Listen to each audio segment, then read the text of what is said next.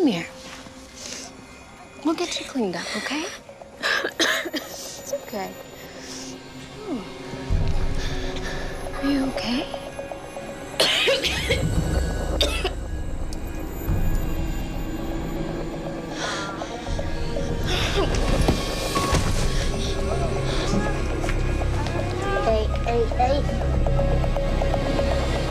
29-year-old special ed teacher coughs up blood all over Corky. No dyspnea, no weight loss. Why are you smirking? Never thought I'd see the day you were taking orders from Cameron. Cameron's in charge? When did that happen? You're gonna destroy her, aren't you? I am going to do my job. If that involves leaving her a rotting pulp. Cameron's gonna mark her territory. She'll probably overcompensate and destroy you. Bleeding ulcer. Scope of the stomach and lungs were clean, yet she continues to spit up blood from both her stomach and lungs. Not slowing up. No sign of clotting. So there is something wrong with my blood? Don't worry. We'll run some lab tests to find out which clotting factor's off, and then... I'm not worried. Must be one hell of a happy place. It is the blood, but the clotting proteins aren't the problem. It's her platelets. Look like they had bite marks on them. So now you're agreeing. Either you folded because I gave you crap, or you broke up. We or... disagree, you blame our relationship. We agree, you blame our relationship. Don't you see a problem there? Yes. Don't you? Could be lymphoma. Not with normal LDH. ITP fits. We should start her on methotrexate. Absolutely. And total body irradiation. Because she failed the bleeding time test? TBI will promote cancers, kill her digestive tract. Don't forget, stop her from bleeding into her brain. It's premature, reckless, and potentially lethal. True. Must be somebody's job to stop me from being reckless and irresponsible. Nobody can stop me from being premature.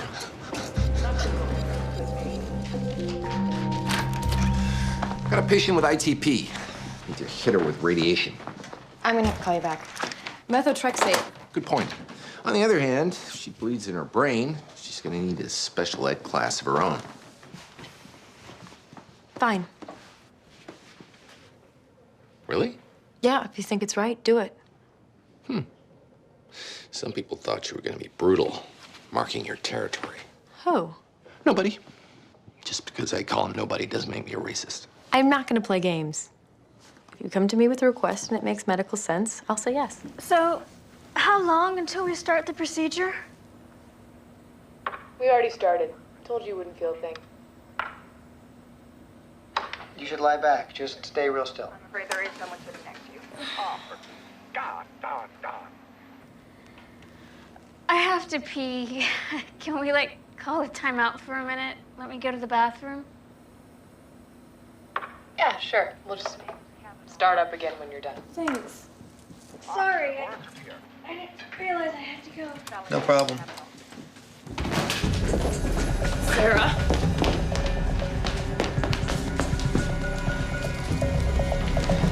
No pulse. Get the paddles.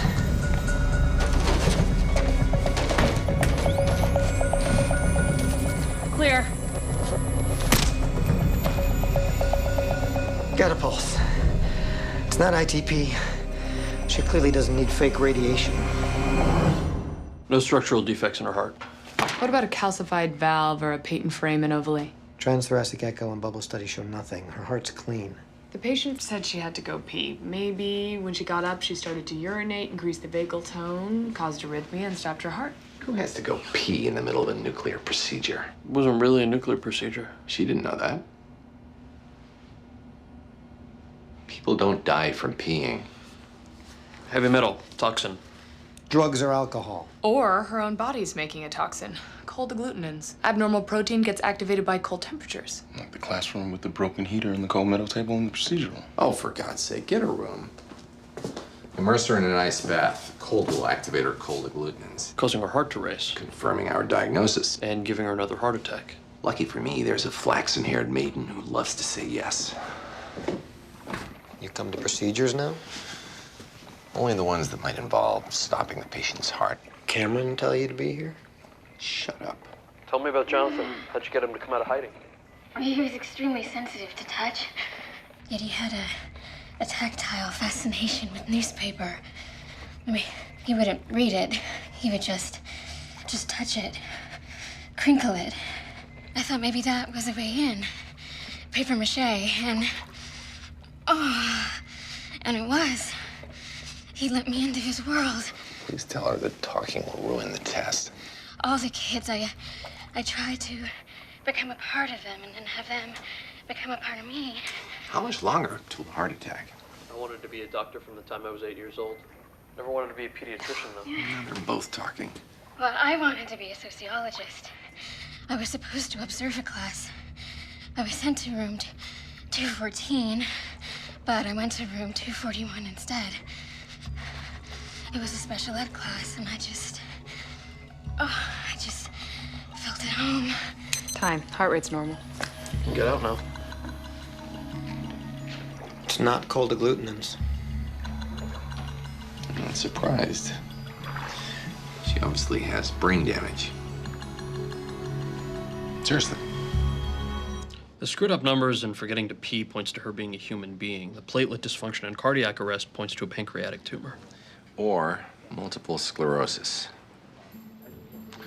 The brain is like the internet. Packets of information constantly flowing from one area to another. Plaques in our brain, like a bad server, slow down the flow. If it's in the parahippocampus, it'll spread to the brainstem, which means it'll be the lungs next. Brain biopsy will show you the plaques. Or we could not cut into her brain. It's just her pancreas. We should do an ERCP. Well, we could settle this with rock, paper, scissors, but unfortunately, there are people who adjudicate these disputes. On the other hand, cutting around his endoscopic ultrasound didn't find PEEP. So disproving it's her pancreas proves it's her brain. Yes!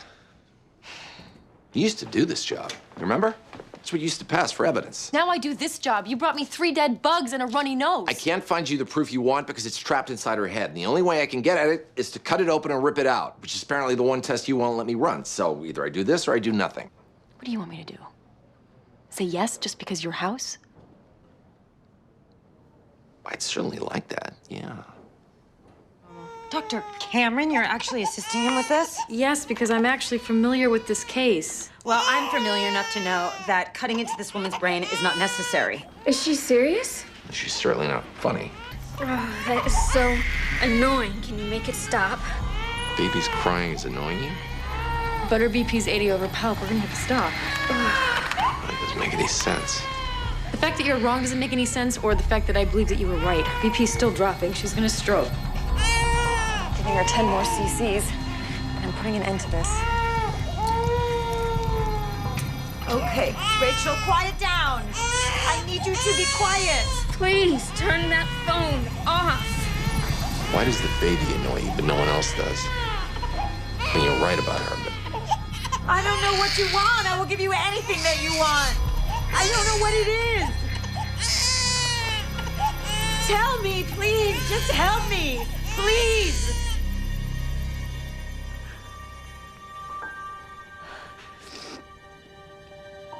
Really?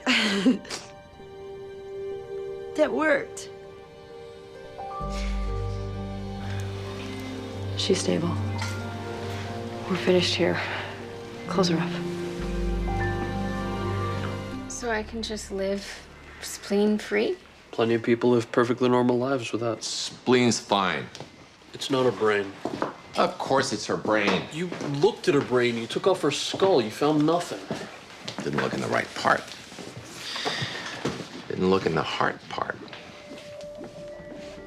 In the womb, blood has to bypass the lungs since they don't work yet. When we're born, we take our first big breath, lungs expand, and the ductus closes. Yours didn't. She has a patent ductus arteriosus. When you get stressed, blood pressure goes up, forces open the ductus. Blood takes a little detour, makes it leak from your nose, your stomach, your lungs, and more significantly, keeps it flowing to the right side of your brain and away from your left. Which means that when you get stressed, you get unstressed. That's why you're so good with those annoying kids, and why, when your blood pressure dropped, you were able to identify Cuddy as an annoying human being. Good news is, we can fix the heart. Bad news for the annoying kids.